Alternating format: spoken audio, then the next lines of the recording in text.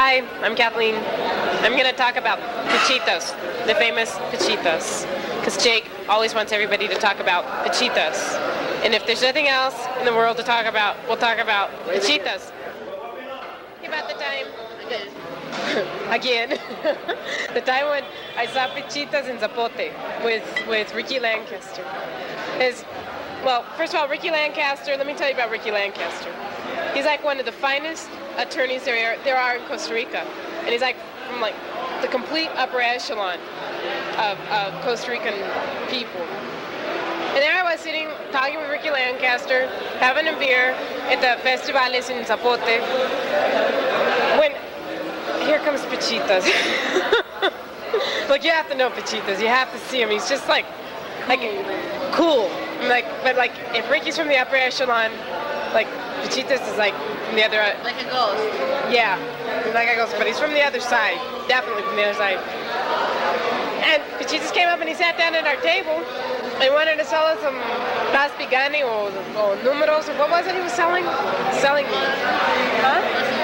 Lottery. He was selling something. And he sat down and we had a very nice, different evening with Pichitas and Ricky Lancaster. It was like, Ricky, I think, was a little aghast to see that, like, Pichitas had arrived and was wanting to sit down and talk with us. Dick, I don't know what else to tell you.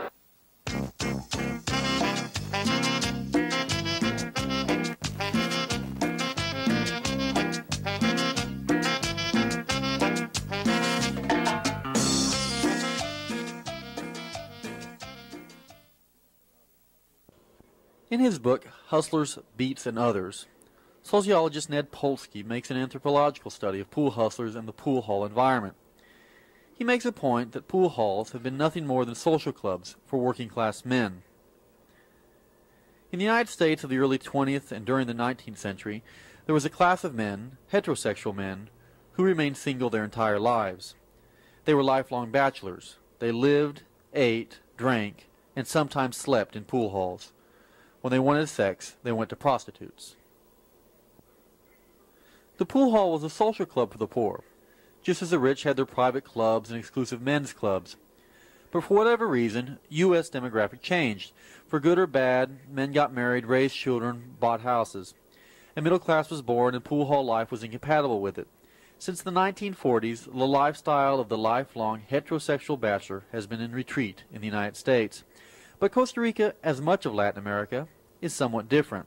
Although most of the men who play here are married, you wouldn't know it from their behavior. They are here, literally, all day. From 12 noon to 12 midnight, they play pool. They make their living gambling or selling lottery tickets or earning what they can at the marketplace. But they are seldom gone from the pool hall.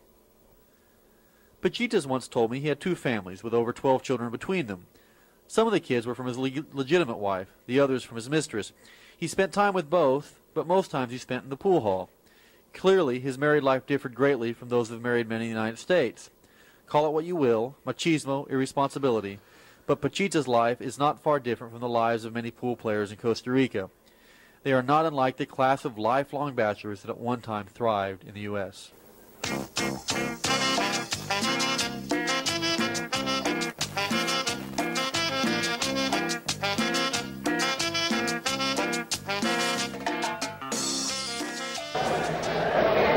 People in Costa Rica, they really take their partying seriously. So like, especially people in the Costa Rican underworld. Let me tell you about the one time we went to Astor's, Marvin and I, and we were dancing. And it was like 10 o'clock in the morning. Like, we started at 2 in the morning, and it was like now 10 o'clock in the morning when we were still dancing.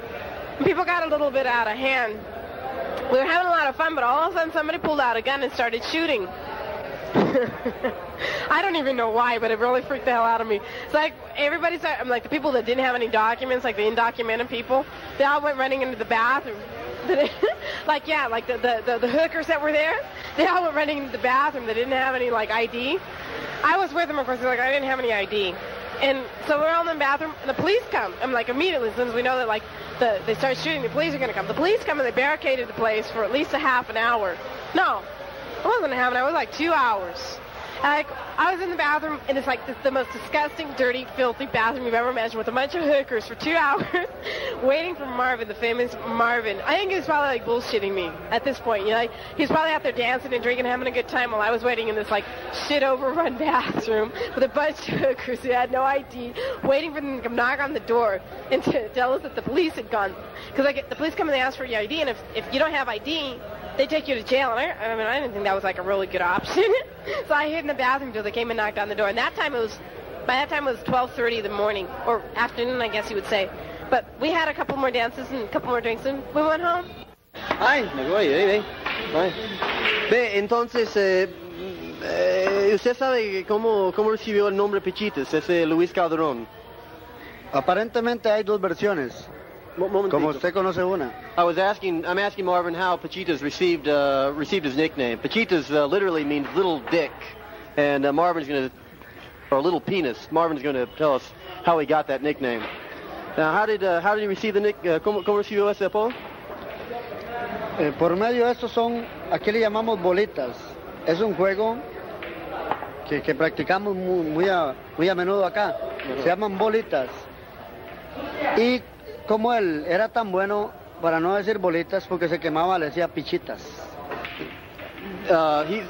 Marvin explains that this is a game that they play often in Costa Rica. It's called bolitas. When he was a little kid, he was so good that he used to ask other people to play the game, but he was so small he couldn't pronounce bolitas, and so he used the word pichitas instead. And so that's how he got the nickname. ¿Hay otra versión también? Otra versión que He says that there's also another version, how he may have another story about how he got his nickname. ¿Cuál es la otra versión? Cuando él estaba más niño, aproximadamente 10, 11 años, jugaba muy bien, y tenemos un dicho acá que le dicen, cuando él metió una bola le decían, qué pichota. Como era tan niño, entonces le decían, qué pichita. Entonces fue él, otra versión. Marvin says the other version of how he got the name was he was so little when he played that everybody was so impressed that someone would say, "God, what a big dick," and someone else corrected him. No, he's so little, he doesn't have a big dick. He's a little dick. So that's how he got the nickname Pichitas, little dick. Bueno, muchísimas gracias, Marvin Lobo. Muchas gracias, Jair. Okay. Chao, Gretel. Adiós. Vámonos con court. I remember the time Jake and I went to go see Pichitas playing in a pool tournament. It was a really important tournament. And we were sitting there watching. There was a bunch of people, and like there were reporters and everything from the local newspapers. And when the last guy finally shot, I mean, it was obviously after he shot that Pichitas had won. Well, everybody looked over to Pichitas to see his reaction. And like to everybody's amazement, he was sleeping. Ya estamos aquí con Marvin Lobo. Marvin, por si acaso lo estamos buscando, Pichitas. ¿Usted ha visto Pichitas por acá o usted sabe por dónde anda? Ahorita él regresa más o menos, no viene aquí, pero se encuentra en el mercado Borbón, ahí él anda trabajando en este momento. Como trabaja tanto, anda trabajando, Luis. ¿A quién se puede decir? Marvin says that he's not around here. He might come later on, but usually he works over at the marketplace, and so he probably won't show up tonight. Siempre trabaja en el mercado, nada más. Nunca anda por acá, ya no. Hace rato no viene por acá. Tiene tiempo, como aproximadamente unos 8 meses de que no viene por acá. Tuvo un disgusto con el billar y se fue. Yeah, he hasn't been here for 8 months. It seems like he had some sort of a run-in with one of the guys that run the place here, and he hasn't been by for 8 months.